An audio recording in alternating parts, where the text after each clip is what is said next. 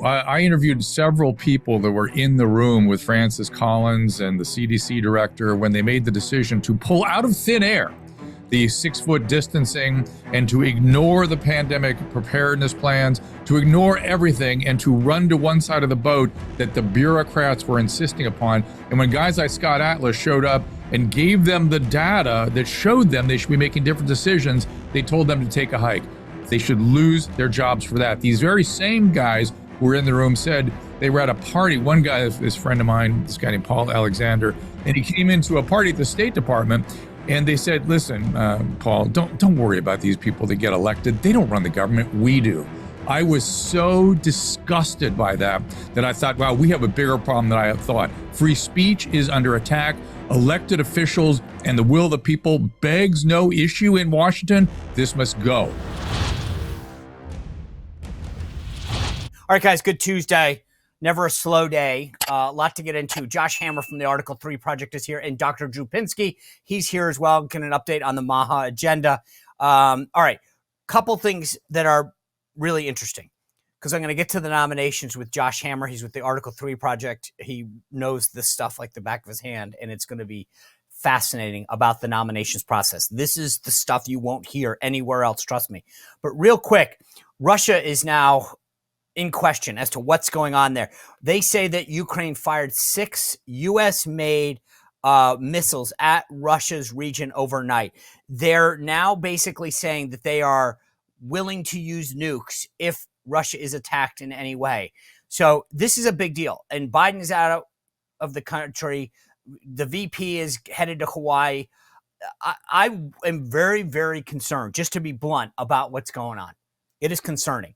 And check this out. This is another one that's blowing my mind. From the Senate press gallery. By a vote of 49-45, the Senate confirmed the nomination of Embry J. Kidd to be the United States Circuit Court for the 11th Circuit. Senator Manchin voted no, but Braun, Daines, Fetterman, Haggerty, Rubio, and Vance did not vote. This nominee has written laws against child rape that are racist. That's what they're saying. He hid 2 previous decisions where he gave lenient sentence to child predators. What is going on? How does this guy get through? This is who they're jamming through. This is who Chuck Schumer is jamming through. I mean, this is unreal. All right, I've got a lot to get to. Before I do that, if you are wondering about how you can start your day, a lot has happened. Our voices were heard in the election. Start with Wire to Fish. If you're a coffee lover, this stuff is amazing. Great beans sourced from Mexico and Guatemala. Those are Arabica beans. But here's the cool part that I think is so awesome. If you're a big coffee drinker, maybe you start your day with it. Maybe you have 10 cups throughout the day and need it to go through your afternoon. When you go down to like a lot of these places and you buy your coffee in the middle of the day or start your day with their coffee, they're taking your profits and they're spending on woke causes. With Wire to Fish, they're taking 25% of the profits and giving them to faith-based organizations and clean water initiatives. So you get to start your day with a great cup of coffee that actually is consistent with your values. I love stuff like this, where you're not just supporting a company, but you're doing it. And this is how we can now continue to vote, but vote with our wallet. Vote with your wallet for a great cup of coffee that is supporting your values. I love this stuff, great stuff. So go to wired2fishcoffee.com, wired the numeral 2 fishcoffee.com. Use code WeCare for 15% off. I was about to give you a ton more than I'm supposed to. 15% off if you use code WeCare. All right, I want to show you this quick clip. We talked to you yesterday about Joe and Mika melting down and going down to Mar-a-Lago to kiss the ring. This is Sonny Hostin, the host of The View, melting down. Sorry, Sonny.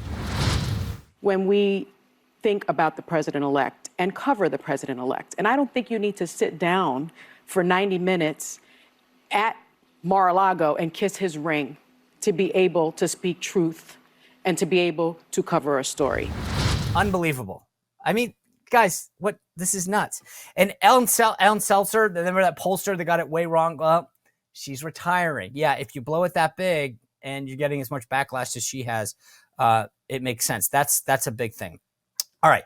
I'm going to get into this with Josh Hammer. He is, as you know, he's with the Article 3 Project. He knows the law a ton. And this is, I think, important. we keep talking about the nominees that President Trump wants, and now he's been making calls on behalf of Matt Gaetz. This is super important, and we need to understand the process, because I think we're going to hear a lot about the process very soon. So keep an eye on all of his nominees. There's talk that Kash Patel may make the FBI director. We're shaking up Washington big time. And so keep that in mind. But I want to bring in Josh Hammer and talk about the process, the people, what's going to happen, the basis by which Trump can make all these decisions, because I think that's super important. Before I do that, one guy who's not up for a nomination, but is a really good guy, is my friend Leo Grillo. Now, you've been watching the show a long time. Leo Grillo and Delta Rescue have been a huge supporter of the show. If you're an animal lover, you got to love what Delta Rescue does. It's a no-kill sanctuary for life, not a shelter, not somewhere that's looking to adopt these all these animals, dogs, cats, horses. It's a sanctuary that Leo has continued to build over the years. It's amazing the work they do. If you go to deltarescue.org, you can look at the videos and see the evolution of what he has built. It's amazing. He's a great guy that has dedicated his life to the welfare of animals, malnutritioned, abandoned, neglected animals. This is the guy who takes him in and says, I got it. So the least we can do as animal lovers is help Leo Grillo continue this mission. If you go to deltarescue.org, you can make a contribution. And again, it's consistent with our values, right? I think if you're an animal lover or an animal rescuer, go support Leo Grillo and Delta Rescue. It's awesome. If you can go to the top of the page, you'll see this estate planning kit. All I ask of you is this: click on it and read it. That's it. Pray on it, consider it, think about it. Maybe make Delta Rescue part of your estate and your legacy. And it doesn't matter how much. Maybe it's just some stocks or a 401k plan that you've got squirreled away. Do something good if you can, if you're an animal lover with it. Go to deltarescue.org, click on the estate planning kit, and just think about it, pray on it. All right. I'm excited to bring in Josh Hammer. He is the senior editor-at-large at Newsweek. He is the host of the Josh Hammer Show, America on Trial with Josh Hammer on the First Network, and an Article 3 project member, which does great work with our friend Mike Davis. Without further ado, Josh Hammer. Josh, good to see you. Thanks for joining us today. Always a pleasure. Thanks for having me. You know, perfect timing today. There's so much in the legal world to break down. I want to get to these nominations and recess appointments and all that kind of fun stuff, because I think there's a lot of interest. But this issue in Pennsylvania caught my eye because they've been counting votes in this canvassing board there. The woman on the canvassing board says, you know, based on the Supreme Court, basically, I don't have to follow the law anymore, and I'm going to try to discard these ballots. Luckily, Pennsylvania's governor, who's actually a Democrat, Josh Shapiro, and I think this is because he wants to run for president, denounced this illegal vote counting scam that was trying to benefit Bob Casey.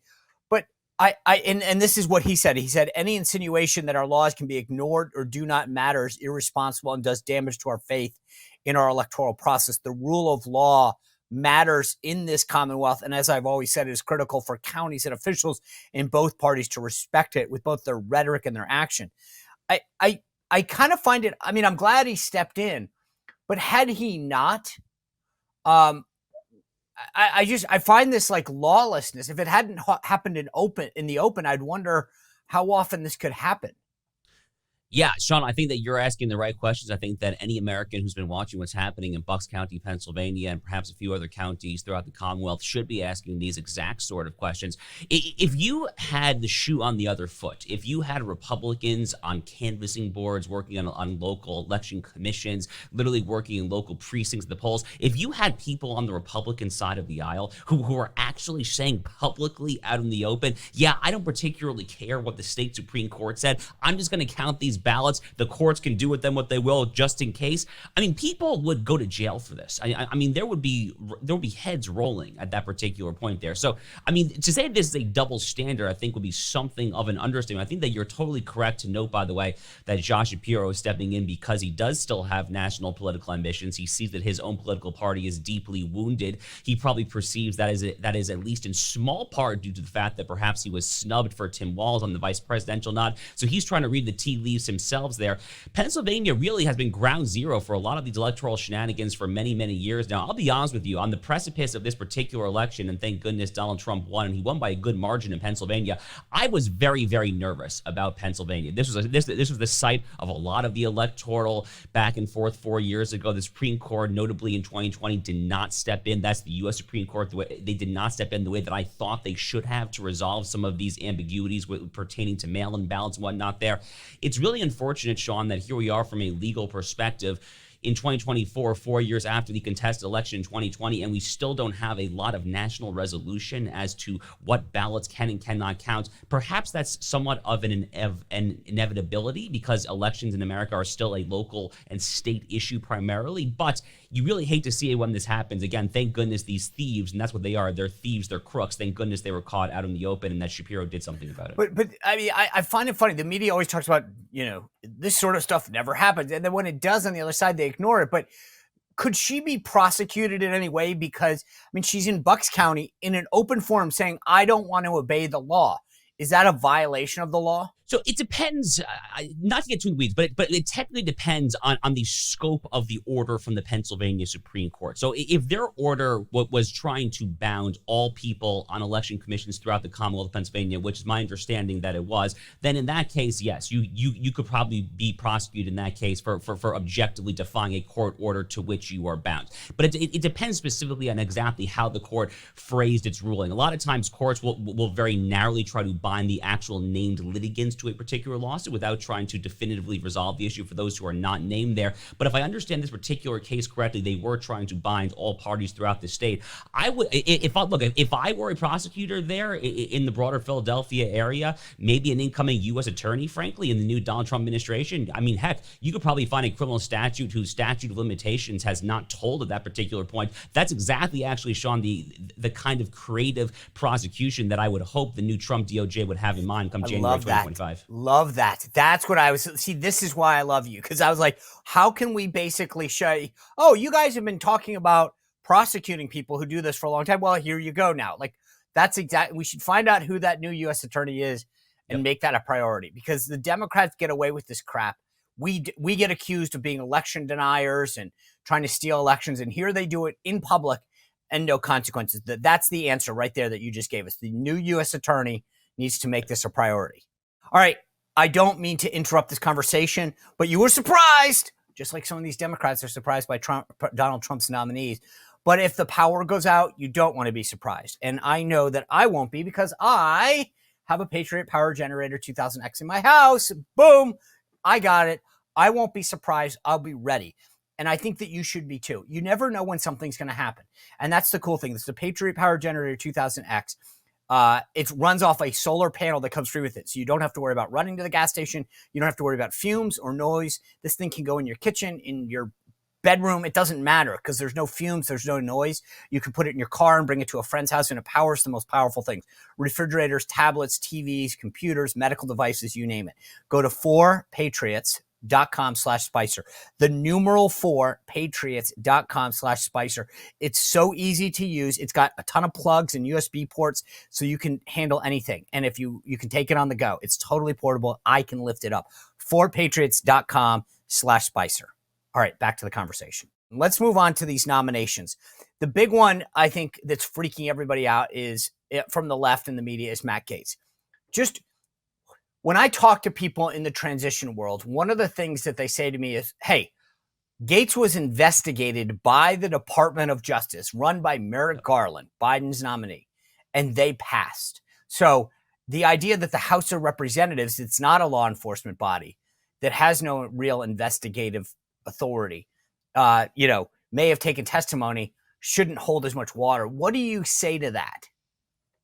Well, I basically agree with that, frankly. I mean, the DOJ under Merrick Garland had every reason in the world to try to prosecute Matt Gaetz. I mean, Matt Gaetz is a very, very outspoken critic of the way the DOJ has handled a lot of the J6 prosecutions. He's a very outspoken critic in general of the way that the DOJ has handled a lot of the lawfare. He's a big critic of all of the Russia collusion stuff going back to the Trump administration and Bob Mueller and all that there. So if the Joe Biden, Kamala Harris, Merrick Garland DOJ had a reason to go after essentially anyone in the broader Republican Party MAGA orbit, you would think Matt Gaetz would be Exhibit A. And the fact that they came up short, that they could not identify that there was enough evidence here with which to actually drag a prosecution out. By the way, this is a DOJ that has seen fit to prosecute a lot of its political enemies. Everyone, of course, from Donald Trump himself to the grannies who are praying at the pro-life clinics there. So the fact that this DOJ decided that there was not sufficient evidence to actually go after Matt Gaetz reads to me like this is a very, very thin sort of guilt by association. This guy, Joel Greenberg, back in Tallahassee, Florida, there was this sex trafficking in the minor, but who knows how involved Matt Gaetz was.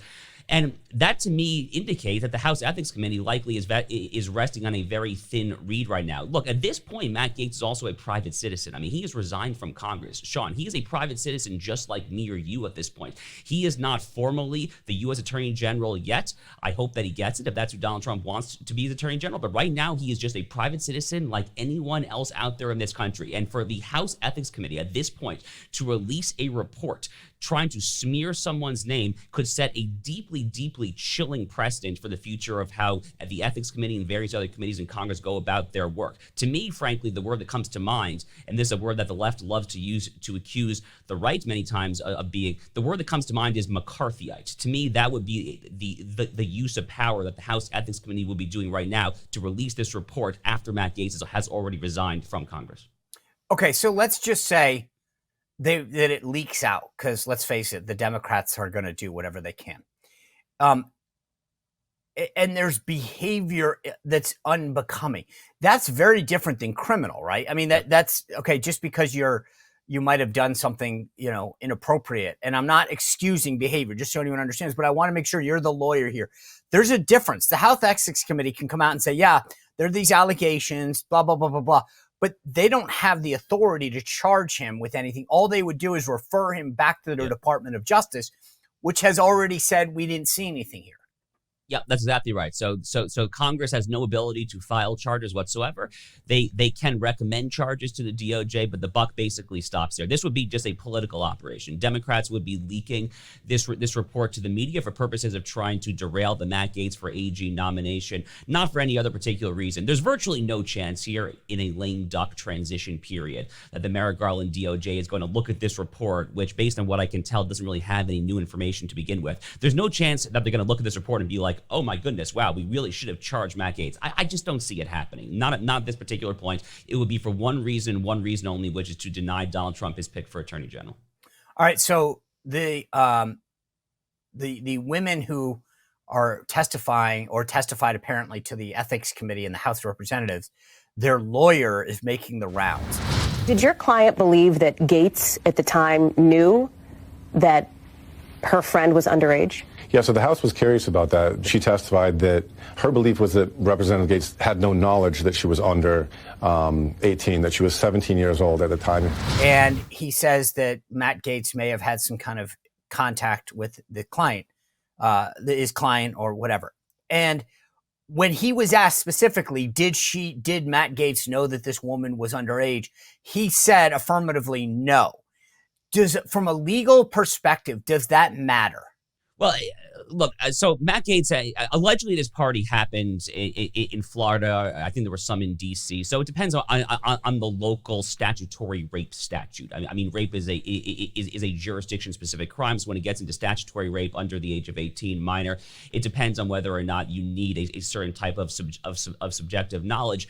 But in most jurisdictions, thinking back to my criminal law days back in law school, in most jurisdictions, yes, if you have no such knowledge, again, depends on the jurisdiction, but generally speaking, it oftentimes does make a difference. If you do not have reason for believing that you are engaged in sexual intercourse with someone who is a minor for purposes of statutory rape, that could severely, severely undermine the prosecution's case there. So that's a huge omission, frankly, from the lawyer in this case, I think. All right, so Elon Musk tweeted out earlier today, Matt Gaetz has 3 critical assets that are needed for the AG role: a big brain, a spine of steel, and an axe to grind. He is the Judge Dredd America needs to clean up a corrupt system and put powerful bad actors in prison. Gaetz will be our hammer of justice. How accurate is that of a statement? You know, it's funny, Sean, I've seen Elon Musk use this phrase, the hammer of justice, multiple times, and I can't help but think that I'm being summoned. It's kind of a funny turn of phrase that Elon Musk has come to.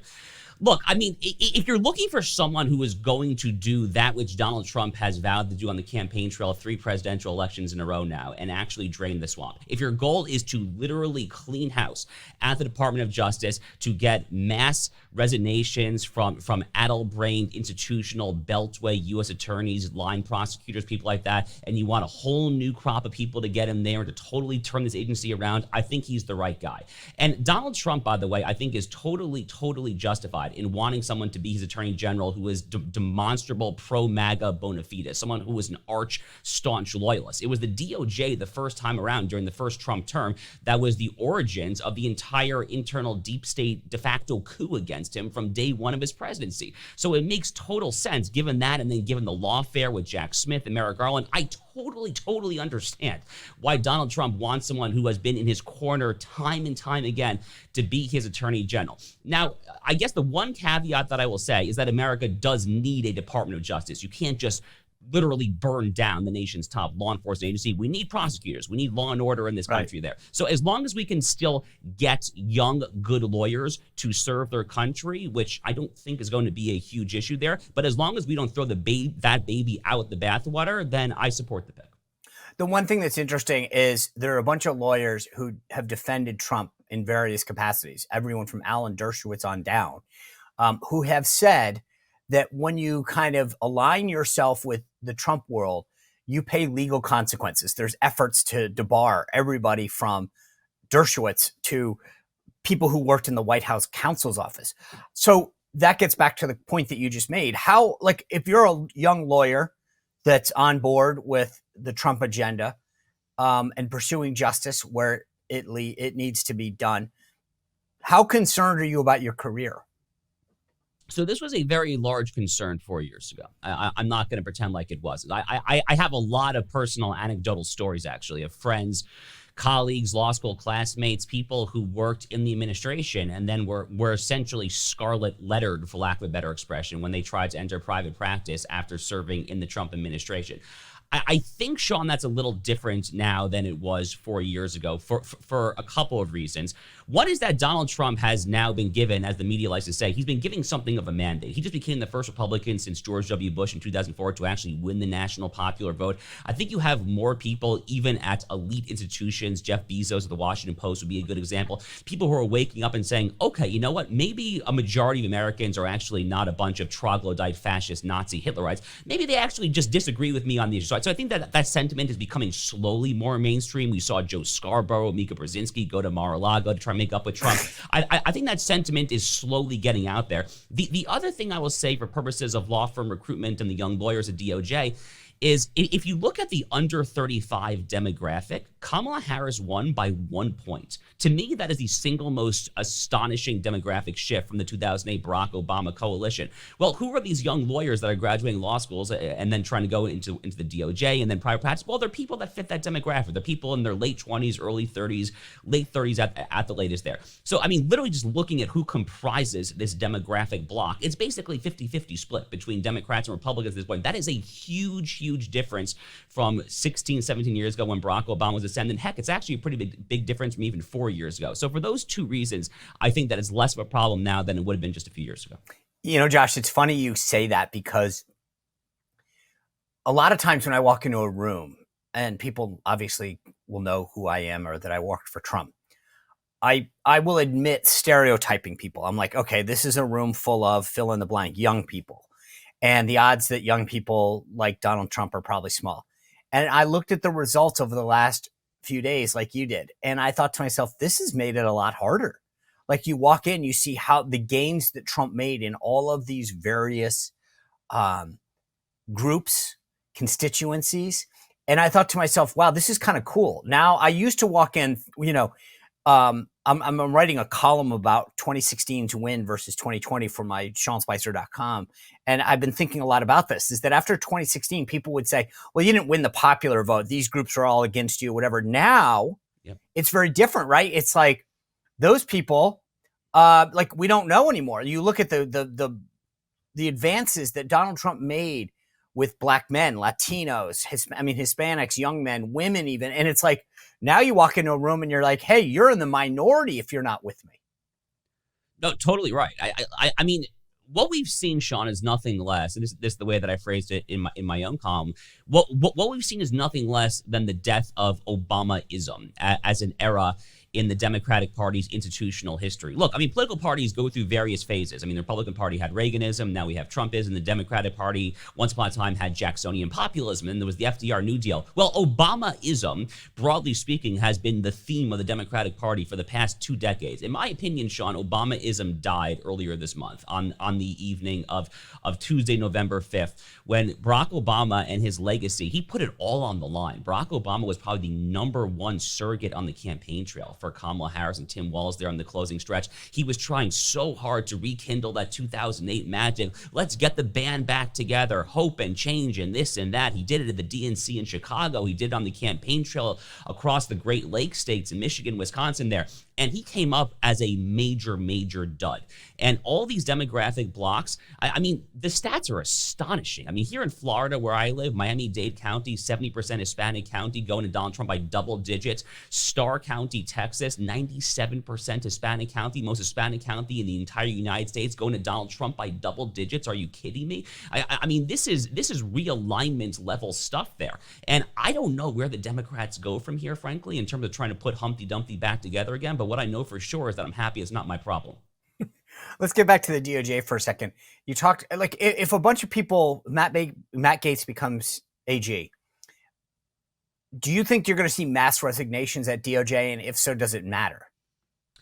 I do think you will see a lot of resignations at DOJ, and I don't think it matters for the reasons that we just discussed. Right. I think that there's a lot of motivation among young lawyers. I mean, just in my social circles, frankly, I won't name names, obviously, but I see a lot of interest from young, talented attorneys who are outright eager to join this administration. So I don't think it's going to be a huge issue. I think it's actually going to be quite salutary, actually. Yeah, I agree too.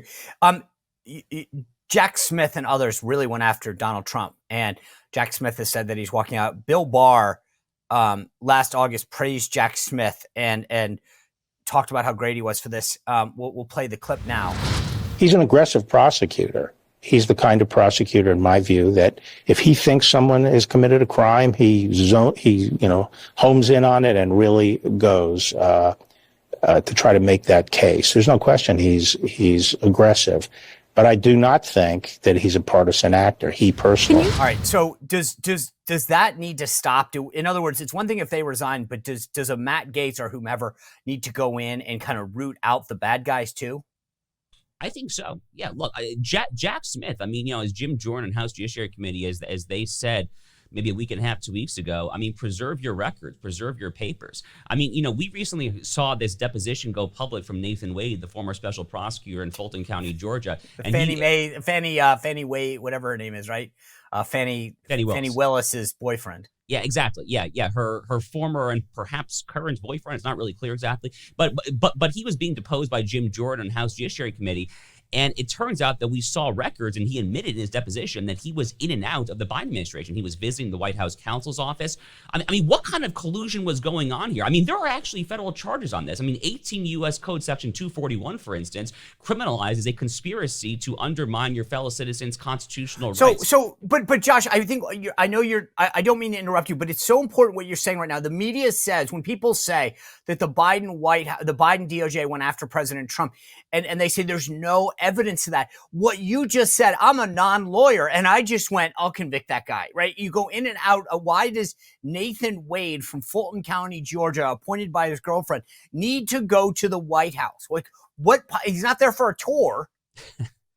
No, he's not. I mean, very clearly, he is going to the White House to speak with people probably like Jack Smith. I mean, when it comes to trying to share notes, share files. Look, the case in Fulton County, Georgia, the prosecution, which pertains to the Brad Raffensperger phone call and the general 2020 election aftermath, it looks very similar, doesn't it, to Jack Smith's case in Washington, D.C. They both pertain to the 2020 election. It kind of makes sense on an intuitive level that they would be sharing emails or sharing notes, whatever here. I think one of the Trump DOJ's day one priorities, Sean, has to be to get a new special counsel, an inspector general, someone who can start digging up papers, using subpoena power. Yes, preserve your records, as Jim Jordan says to Jack Smith. I mean, there was a lot of accountability here. I think more generally, if I can extrapolate, one of our big problems in American society, from my perspective, is that we don't get accountability for a lot of things that are glaring problems that go wrong. So, for example, in a slightly different context, here we are in the year 2024. It's been 4.5 years since the COVID pandemic started, and the masking mandates and the vax mandates and the school lockdowns. Has anyone paid a price whatsoever? So I think, generally speaking, as a concerned citizen in America,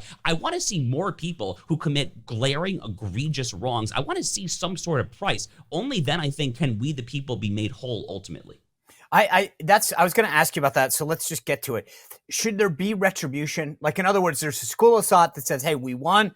Let's get our agenda and move forward. But how much should there be retribution, going after these folks and making them held accountable for what they did? I generally come down in the, broadly speaking, eye for an eye school of thought. But let me let me just elaborate that a little bit here. So I agree that the mid to long term goal should be equal enforcement of the rule of law. I am still a barred lawyer in Texas. I clerked for a federal appeals judge. I have stood for the Constitution my entire life. I lament and abhor where we are. It genuinely depresses me. I hate it. However, I also think that it's basic game theory, it's basic analysis, that if you want to get back to a place of neutral enforcement of the rule of law, we're going to have to, proverbially speaking, bloody some noses in the short term to get us back to a mid to long term equilibrium. You have to make these people, I think, feel a little pain so that they're put on the defensive and say, okay, you know what, hands off here. Let's just go back to trying to enforce the rule of law as neutrally as possible. Now, that's not to say that you fabricate charges in, Stalinist, Levantry, Beria, show me the man, I'll find you the crime style. That's not what I'm saying. What I am saying, to go back to what we were saying earlier in the conversation, let's get a U.S. attorney in Bucks County, Pennsylvania, to start trying to figure out what the heck just happened with these commissions. Heck, let's get a new special counsel when it comes to Joe Biden. Last I checked, we haven't actually looked into his FARA, Ukraine, Romania overseas dealings. We had David Weiss, the counsel there, who looked into his gun crime, his tax crime. We haven't even touched the foreign stuff. Now, there might be a statute of limitations issue when it comes to FARA specifically, neither here nor there for present purposes. I'm kind of just using that as an example to say, right, I think that's the kind of thing that I want to see this Trump DOJ do day one. And by extension, I personally would actually oppose the notion that Donald Trump should pardon Hunter Biden day one for all those reasons as well. So you don't think, for the good of the country, kind of Ford v. Nixon, that Trump should pardon Hunter Biden and say, I want to just show you that I'm a bigger man? I think it's a bad idea, because I think that if Democrats then win the Senate in 2026 and then the presidency, God forbid, in 2028, they will not have learned any of the right lessons, and we'll be right back to where we were to begin with. So let's just play this forward for a second. Hunter Biden was convicted of of tax, gun charges. As you mentioned, he hasn't been even looked into for his FARA violations for his work in Ukraine. But if the Democrats walk away from this and bitter, do you think that then they say, whether it's right or wrong, right? It's, you used the phrase before, let's find the crime. Do you think they go after like a Don Jr. or an Eric or something and say, okay, you guys went after Hunter, even though that's not true? Do they then try to seek retribution against President Trump? Look, they could. I certainly can't guarantee that they won't. That's kind of also what Tish James is already doing in the corporate fraud case against the Trump organization. Donald Trump Jr. and Eric Trump are very much involved, unfortunately, as defendants in that particular civil case as well. I can't guarantee that Democrats would stop. I guess what I'm saying, Sean, is that I think the highest likelihood to get them to stop sooner rather than later is to make them feel at least a little bit of their own pain in the short term, again, with the mid to long term goal of getting us back to neutral enforcement of the rule of law, a true equilibrium stasis of sorts. Can you just quickly, as sort of a recap, President Trump, you mentioned the cases that are out there. We've got federal cases, and apparently they're all on pause now because he'll be the president of the United States. But then he still has the New York and the Georgia cases, right? Where do those stand, briefly? Yeah, so Jack Smith appears to be unwinding the two federal cases, thank goodness. That's the classified documents case in Florida and the 2020 election case in Washington, D.C. The Georgia case, it's still on pause until the Georgia Court of Appeals, allegedly in the next 3 to 4 weeks, determines whether or not to dismiss Fonnie Willis once and for all from that case. I predict they probably will. At that particular juncture, that case then goes back to the regulatory body for local Georgia DAs to try to reassign the case out of Fulton County. My guess, Sean, at that point, would that be there won't be another county basically that will volunteer to take it up because you have a president-elect who wants to then prosecute him. So that case probably will fizzle out of its own accord at that point. The big question right now is the Juan Merchan case, the Alvin Bragg case, this Stormy Daniels hush money case. Sentencing is allegedly coming up here next week. But you now have seen some modicum of intellectual humility from Alvin Bragg and Matthew Colangelo in the Manhattan DA's office. They actually filed this memo just last week to the judge there, Juan Merchan, requesting a stay of the decision of the sentencing because they want more time to basically think a little bit more as to the ramifications, as to what it means to prosecute a president-elect. So I think at this point, I would not be shocked if the prosecutors actually just withdraw. Now, they don't have to. It is not a constitutional requirement.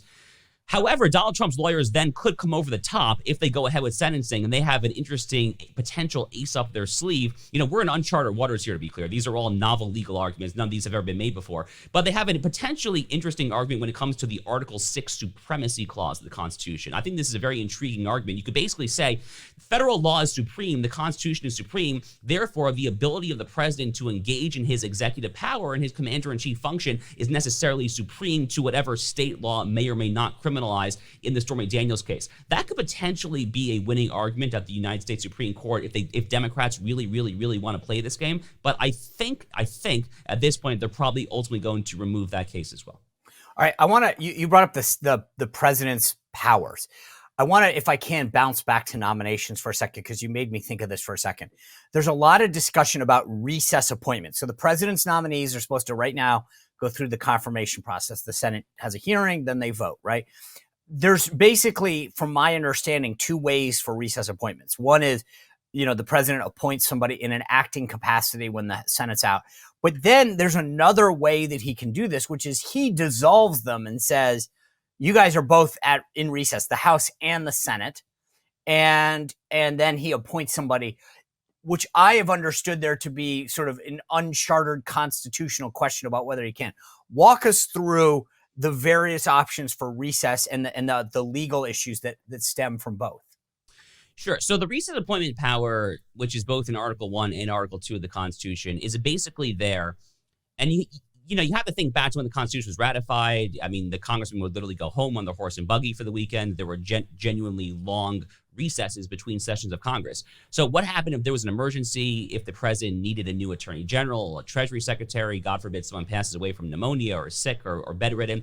And in that particular case, when Congress is out of session, he can then issue an appointment which has the effect, not quite the intention, but it essentially has the effect of largely bypassing the traditional advice and consent way to get a cabinet official confirmed, whereby the relevant Senate committee and then the entire Senate votes in up or down fashion on the nominee. Now, there is, I mentioned there's two clauses. There's one in Article 1, which establishes the Congress, and there's one in Article 2, which establishes the executive branch. I think it's Article 2, Section 3 basically has a clause that has never been invoked, I believe, ever in American history, but it still is there, which basically says that when both houses of Congress, when the House and Senate disagree as to the time of adjournment, so they have a disagreement as to how long the recess is going to be, at that point, the president then has the authority to declare that, okay, I interpret Congress as being on recess for XYZ time period. If I understand the tea leaves correctly, that is the theory that is being floated right now. And that is an unresolved legal question. So the Supreme Court has never weighed in on this one way or the other there. So let's play it out here. So hypothetically, what could happen is that here in the transition period, if Mike Johnson and Senate Majority Leader Chuck Schumer agree to adjourn the Congress, but they can't agree on the time, or maybe you wait till the new Congress is there and then you have Mike Johnson and John Thune, and then they just disagree as to how long Congress is on recess for, at that point, Donald Trump could essentially then just tap Matt Gaetz or Pete Hegseth and effectively install him. And this has caused, I think, a lot of people in the conservative legal establishment to really flip out and say that, oh, this is a total violation of norms, because Alexander Hamilton wrote quite prolifically in Federalist number 67 about how advice and consent is there for a reason there. And perhaps it is, but we also live in very unique times there. And again, this is an unresolved legal question as to exactly what this Article 2, Section 3 power constitutes. And I see no particular particularly strong textual reason that would preclude the president from being able to do that. Again, the one thing, though, Sean, is that both houses then have to disagree as to the actual time of adjournment. So, for instance... But what if they agreed? What if they said, hey, we're out for 10 days? Can't he then recess appointment someone then because you're out of session?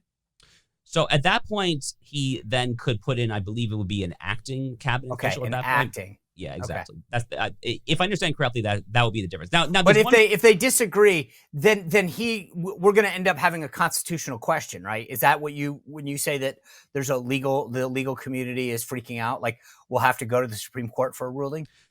Right. So part of the issue here is the Supreme Court has not waded in on the recess appointments power very often. The last time they did was a 2014 case called NLRB versus Canning. It was an Obama-era case. And you had the more conservative justices then, Scalia, Alito, Thomas, Chief Justice John Roberts, all four of them joined this Antonin Scalia concurrence back then. And what Scalia said was that the recess appointments power is actually much more narrow than people think it is. What he said is that it applies to intersession appointments. So literally between sessions of Congress. So like in late December, early January, not in the middle of a session. Now, you don't want to be on the wrong side of Scalia as a general rule there, but, potentially let's play it out. I mean, if need really be. Look, ideally, Sean, God willing, Donald Trump gets the nominees that he wants in the traditional advice and consent fashion. Okay. Josh Hammer, this is so, I love this stuff as a non-lawyer to really understand the machinations, because everyone's talking about it, and half the time I feel like they have no clue what it's doing. You literally come with the receipts. Here's the article in the section of the Constitution that plays it out, and this is super, super helpful. I can't thank you enough for your time today, because as everyone's yammering about this stuff, you bring a lot of clarity to what's really happening. Sean, it's been a real pleasure. Thank you so much for having me. All right. Thanks, man. All right, I'm excited to welcome in Dr. Drew Pinsky, a familiar face to probably everybody out there. He's the Chief Patent Officer for the Wellness Corporation. Dr. Drew, great to see you. Good to be here, Sean. Thank you. All right, so look, I think Donald Trump's election has sent chills down the spine of all of these D.C. establishment types. I want to talk about some of the specific picks, specifically in healthcare, obviously. But, yeah. I mean, what do you think in general about all these outsiders coming into government? Oh, I think it's the greatest thing ever. Listen, when I interviewed several people that were in the room with Francis Collins and the CDC director when they made the decision to pull out of thin air the 6-foot distancing and to ignore the pandemic preparedness plans, to ignore everything and to run to one side of the boat that the bureaucrats were insisting upon. And when guys like Scott Atlas showed up and gave them the data that showed them they should be making different decisions, they told them to take a hike. They should lose their jobs for that. These very same guys who were in the room said they were at a party. One guy, this friend of mine, this guy named Paul Alexander, he's a Trinidadian gentleman. He's got a heavy accent. He looks like he should be on the other team, but he was a Trump appointee. And he came into a party at the State Department, and they said, listen, Paul, don't worry about these people that get elected. They don't run the government. We do. I was so disgusted by that I thought, wow, we have a bigger problem than I thought. Free speech is under attack. Elected officials and the will of the people begs no issue in Washington. This must go. I'm so delighted to see Musk and RFK Jr. in there. I never really threw in for anybody in this election except to say I want to see RFK Jr. in Washington in some capacity, and that's what we got. All right, so RFK, you got your wish. He's leading the Department of Health and Human Services.